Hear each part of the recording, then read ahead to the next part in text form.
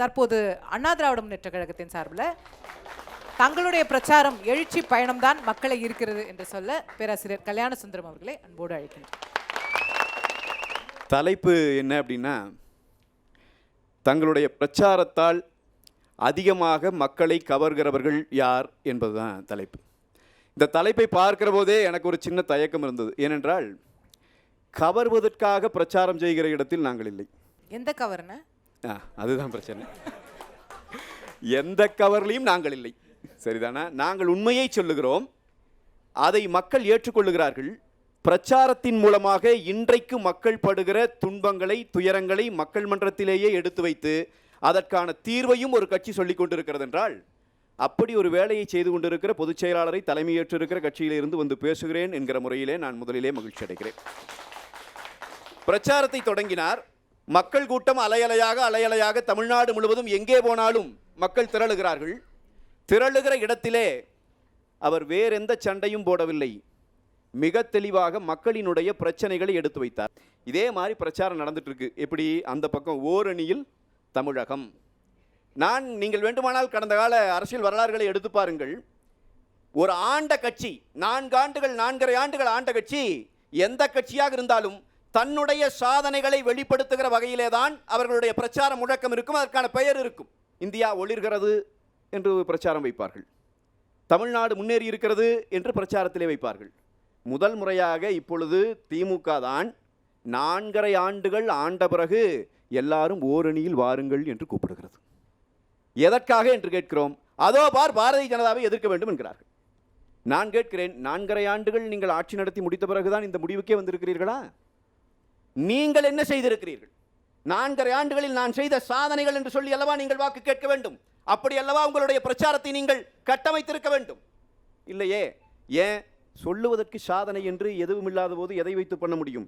எனவே அண்ணா திராவிட முன்னேற்ற கழகத்தை குறை சொன்னால் கட்டாயமாக வெற்றி பெற முடியாது என்பதை தெரிந்த பிறகுதான் பாரதிய ஜனதா பூச்சாண்டியை காட்டுவதன் மூலமாக நாம் இங்கு வெற்றி பெற்று விடலாம் என்று அவர்கள் நினைக்கிறார்கள். நீங்க வேற அவங்களோட போய் சேர்ந்துட்டீங்களே. நாங்கள் அவங்களோட இருக்கிறங்காட்டியே பாரதிய ஜனதாவும் நாங்களும் கொள்கை ரீதியாக ஒத்து போன மாதிரி எனக்கு முன்னாடி தம்பி இடுமோன கார்த்தியும் கூட அதை சொல்லி பேசினார். திமுக அதிமுக இரண்டும் அப்புறப்படுத்தப்பட வேண்டும். இந்த கோரிக்கையும் இந்த முழக்கமும் வெகு காலமாக இருக்கிறது.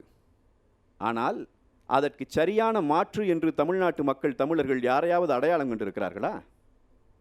இந்த 2 கட்சியும் 2 கூட்டணியும் வேண்டாம் என்று சொல்லுகிற போது அதற்கென்று ஒரு குறிப்பிட்ட சதவிகித வாக்குகள் இருக்கிறது. தம்பி கேட்டார், 8 விழுக்காடு வாக்குகளை கூட்டணியில் இருக்கிற இன்னொரு கட்சி வாங்க முடியுமா?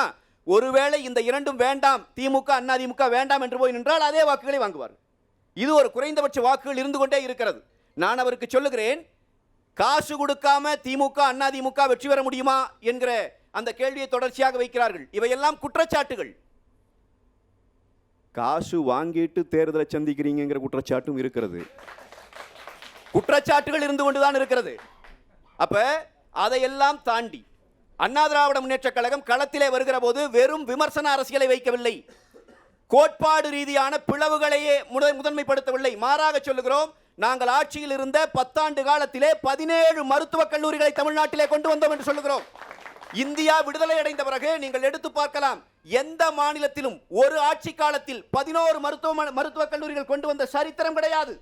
முதல் முறையாக தமிழ்நாட்டை ஆண்ட எங்கள் புரட்சி தமிழர் அண்ணன் எடப்பாடியார் அவர்களினுடைய அந்த ஆட்சியில தான் 11 மருத்துவக் கல்லூரிகளை பெற்றோம். நாங்கள் அண்ணன் எனக்கு பின்னாடி பேச வருகிற அண்ணன் திமுகவை சேர்ந்த அண்ணன் நான் கேட்கிறேன், 17 மருத்துவக் கல்லூரிகள் கொண்டு வந்தோம். 4.5 ஆண்டுகளில் 1 அதிகப்படுத்திருக்கலாம் இல்லைன்னா?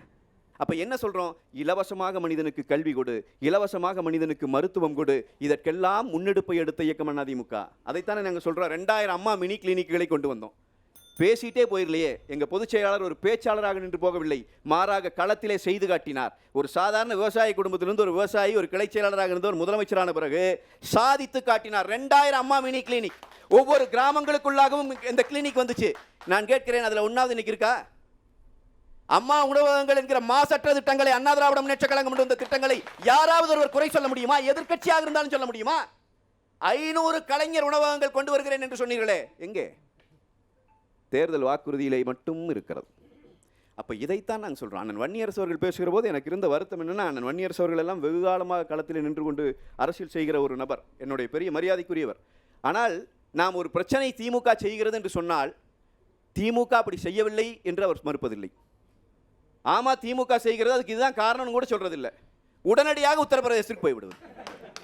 நான் போதை கலாச்சாரம் தமிழ்நாட்டில் முன் எப்போதையும் விட மிக கொடூரமாக இருக்கிறது. சட்டமன்றத்திலே அமைச்சர் சொல்லுகிறார் ஹெச்ஐவியினுடைய growth ரேபிட் growth நடந்திருக்கு தமிழ்நாட்டில். பிரச்சனையா இல்லையா இது? ஹெச்ஐவியினுடைய வளர்ச்சி எப்படி ஹெச்ஐவி பேஷண்ட் உடனே டபுள் மடங்காவா? சிரிஞ்சு பயன்படுத்த தொடங்கிட்டான், அவ்வளவுதான செய்தி. அண்ணா போதைப் பொருள் பழக்கம் அதிகரித்து விட்டது, நம்முடைய பிள்ளைகள் அதிலே சாகிறார்கள். இந்த நிலையை தடுத்து நிறுத்த வேண்டும் என்று சொன்னால் உத்தரப்பிரதேசம் தாங்க வருது. எங்கிருந்து வந்தால் என்ன, போலீஸ் உங்களிடம் தானே இருக்கிறது. நீங்கள் நிறுத்துங்கள். இங்கே இத வர்றேன், மதுக்கடைக்கும் வர்றேன். மதுக்கடை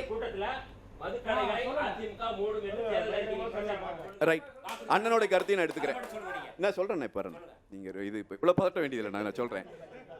அண்ணன் உடனே மதுக்கடைகள் நீங்கள் ஒழிப்பீர்களா என்கிற கேள்வி வைக்க நான் அண்ணனுக்கு அன்போடு சொல்லுகிறேன். மதுக்கடை ஒழிப்பு என்பது ஆண்ட கட்சி, அது ஆண்ட கட்சி எதிர்கட்சி, இந்த கட்சிகளுக்கு அதனுடைய யதார்த்தம் என்னன்னு புரியும். நாங்கள் என்ன சொன்னோம்னா, மது ஒழிப்பு, பூரண மது ஒழிப்பு என்பது ஒரு நாளில் சாத்தியமில்லை. அதனால்தான் புரட்சித் தலைவி அம்மா அவர்கள் இருந்த ஆட்சி காலத்தில் என்ன செஞ்சாங்கன்னா, மதுக்கடைகளுக்கு நேரத்தை கொண்டு வந்தாங்க. முதல்ல கொஞ்சம் கொஞ்சமாக இதை குறைக்க வேண்டும் என்பதுதான் நோக்கம். அண்ணன் எடப்பாடியார் அவர்களின் ஆட்சி காலத்திலும் மதுக்கடைகளுக்கு நேர நிர்வாகம் கொண்டு வரப்பட்டது. அதனுடைய நேரம் 24 மணி நேரம் திறந்திருக்கலாங்கிற நிலைமையை மாற்றணும். தனியாரிடம் இருந்து அதை அந்த மது தனியாரிடம் கொடுக்கப்பட்டு மிகப்பெரிய அளவிலே கொள்ளை நடந்து அதிலே கலப்படம் நடந்த காலத்திலே தான் அதை அரசு விற்க வேண்டும் என்கிற நிலைக்கு கொண்டு வந்தோம். இதெல்லாம் நடந்து மதுவினுடைய கன்சியூமர், நாங்கள் அண்ணனுக்கு வேணா ஒரு டேட்டா சொல்கிறேன், எடுத்து பாருங்க. 2017-18 அந்த ஆண்டிலே போடப்பட்ட பட்ஜெட்டை எடுத்து பார்க்கணுங்க. டாஸ்மாகில் வருமானம் குறைந்திருந்தது அந்த ஒரு ஆண்டு தான். அதற்கு அடுத்த ஆண்டு ஒரு ஆண்டு தான் 500 கடை மூடுனீங்கன்னு நினைக்கிறேன். அதனால ஒரு 500 கடை மூடணும் டாஸ்மாக்ல. அதுக்கப்புறம் இல்ல, நான் செய்தி சொல்றேன் கேளுங்க. அப்புறம் திரும்ப திறந்துட்டீங்க, சரியாயிடுச்சு போல. இந்த டாஸ்மாக் கடைகளை மூடி 2017-18 குறையுது. 2018-19 இந்த மது வருமானம் அதிகரிக்கிற போது மதுபானத்தினுடைய விலையை அரசு அதிகரித்திருந்தது. இதை எடுத்து சரியா கவனிச்சு பார்க்கணும். அப்ப இதற்கான முயற்சிகளை எடுத்தோம், ஆனால் அந்த முயற்சிகள் தொடரப்படவில்லை. இன்றைக்கு 24 மணி நேரம் மதுக்கடைகள் திறந்திருக்கிறது. அவ்வளவுதானே ஒரே கேள்வி. டார்கெட் ஃபிக்ஸ் பண்ணீங்களா இல்லையா? இல்ல, நாங்க வர்றோம் அதுக்குமே. இப்ப 24 மணி நேரமும் இந்த மதுக்கடைகள் திறக்கப்பட்டு முழுமையாக இது கொண்டு வந்து கணக்கில் காட்டின தொகை, நீங்க டார்கெட் நீங்க கேட்கறீங்க பாருங்க. அண்ணா திராவிட முன்னேற்ற கழக ஆட்சி முடிக்கிற போது 30,000 கோடியாக இருந்த மதுக்கடை வருமானத்தை 50,000 கோடி கொண்டு வந்து நிறுத்திக்கிறீங்க.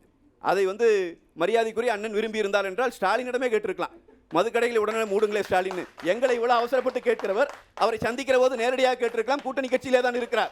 எனவே அது சாத்தியமில்லை என்பது வெளிப்படையாக தெரிகிறது. அப்ப இல்ல, மாநாடு நடத்துனீங்க, அவங்களையும் கூப்பிட்டு நடத்துனீங்க. யார் மதுக்கடை திறந்து வச்சிருக்கிறாங்களோ அவங்களையும் கூப்பிட்டு மாநாடு நடத்தி அப்புறம் அவங்ககிட்ட கேட்கணும்ல, எங்கிட்ட இவ்வளவு பதட்டப்பட்டு கேட்க. இந்த பிரச்சாரம் இன்றைக்கு மக்களிடம் போய் சேர்ந்து கொண்டு இருக்கிறது. அதனால்தான் அலையலையாக மக்கள் கூட்டம் எங்கெல்லாம் எடப்பாடியார் கூட நிற்கிறாரோ அந்த இடமெல்லாம் மக்கள் கூடுகிறார்கள். அந்த கூட்டம் ஒரு விஷயத்தை கட்டியங்கூறி சொல்லிக் கொண்டிருக்கிறது. திமுகவினுடைய இறுதி உரை எழுதப்பட்டு கொண்டிருக்கிறது. திமுக இந்த முறை தான் மட்டும் அழிந்து போக போவதில்லை. திமுகவின் கூட்டணி கட்சியிலே இருக்கிற 2ஆம் கட்ட தலைவர்களை தமதானவர்களாக்கி கொண்ட பிறகு அந்த கட்சிகளையும் சூறையாடி கொண்டிருக்கிற திமுக கூட்டணியோடு சேர்ந்து தன்னுடைய இறுதி காலத்தை அடையும் என்பதுதான் இந்த தேர்தல் முடிவுகள் காட்டப் போகிற செய்தி. எனவே இந்த பிரச்சாரத்தை நாங்கள் முன்வைக்கிறோம். நாங்கள் செய்த சாதனைகளை சொல்லுகிறோம். இந்த திமுக அரசு செய்து கொண்டிருக்கிற அநியாயங்களை நாங்கள் சுட்டிக்காட்டுகிறோம். இது மக்களுக்கு இன்றைக்கு தேவையா என்பதை கேட்கிறோம். மக்கள் தேவை என்பதை உணர்ந்திருக்கிறார்கள். நீங்கள் ஒரு புதிய ஆட்சியை, அனைத்திந்திய அண்ணா திராவிட முன்னேற்ற கழகத்தின் ஆட்சியை இந்த மண்ணிலே கொண்டு வர வேண்டும் என்கிற முழக்கத்தை வைக்கிறோம். அந்த கோரிக்கை ஏற்றுக்கொள்ளப்படும். அதே போல் எங்கள் கூட்டணிகளை பற்றியெல்லாம் சொன்னாங்க. பாரதிய ஜனதாவோடு கூட்டணியிலே சேர்ந்து விட்டார்கள். நான் சொல்லுகிறேன், பாரதிய ஜனதாவை விட காங்கிரஸ் ஒன்றும் உத்தம புத்திர கட்சி கிடையாது. தமிழர்களை கொன்றதிலே காங்கிரஸுக்கு நிகராக கொலை செய்தவன் வேற எவனுமே கிடையாது. ஏன்னா இன்னைக்கு என்னமோ புதுசா நீங்க காங்கிரஸை தூக்கிட்டு வந்து மேலிருந்து தேவதூதர் இறங்கி வந்து விட்டதை போல ராகுல் காந்தி அவர்கள் வந்து விட்டார் என்றால் ஐயோ எல்லாம் ஒன்றும் மாற்ற மாட்டார். 15 ஆண்டுகள் கருவாடு மீனானாலும் ஆகலாம், காங்கிரஸ் இனி நாடாளாது என்கிற நிலை வந்த பிறகுதான் இன்றைக்கு புதுசா பேச தொடங்கிட்டு இருக்கிறீங்க. எனவே தேசிய கட்சிகளுக்கு ஒரு கொள்கை உண்டு, மாநில கட்சிகளுக்கு ஒரு கொள்கை உண்டு. கொள்கை ஒன்றாகி கூட்டணிகள் அமையவில்லை. மீண்டும் மீண்டும் எங்கள் பொதுச் செயலாளர் தெளிவாக சொல்லுகிறார், கொள்கை ஒன்றாகி கூட்டணிகள் இல்லை. ஒரே கொள்கைனா எல்லாரும் ஒரே கட்சியில் இருந்துட்டு போயிடலாமே. ஆளுக்கு ஒரு கொள்கை இருக்கு. ஆனால் காலத்திலே ஏற்பட்டு இருக்கிற இந்த சூழலை மாற்றுவதற்கு இன்றைக்கு ஏற்பட்டு இருக்கிற தேவை என்ன என்பதை உணர்ந்து குறைந்தபட்ச செயல் திட்டத்தின் அடிப்படையிலே நாங்கள் கரம் கோர்த்திருக்கிறோம். எனவே ஏதோ ஒரு காரணங்களை சொல்லிக் கொண்டிருப்பதன் மூலமாக நம்மை நாமே ஏமாற்றிக் கொண்டிருப்பதை விட்டுவிட்டு உண்மையான மாற்று அரசியலை முன்னெடுப்பதற்கு அண்ணா திராவிட முன்னேற்றக் கழகத்தை மக்கள் ஆதரிக்கப் போகிறார்கள். எழுதி வைத்துக் கொள்ளுங்கள், 2026 இரட்டை இலைகளுக்கானது. நன்றி, வணக்கம்.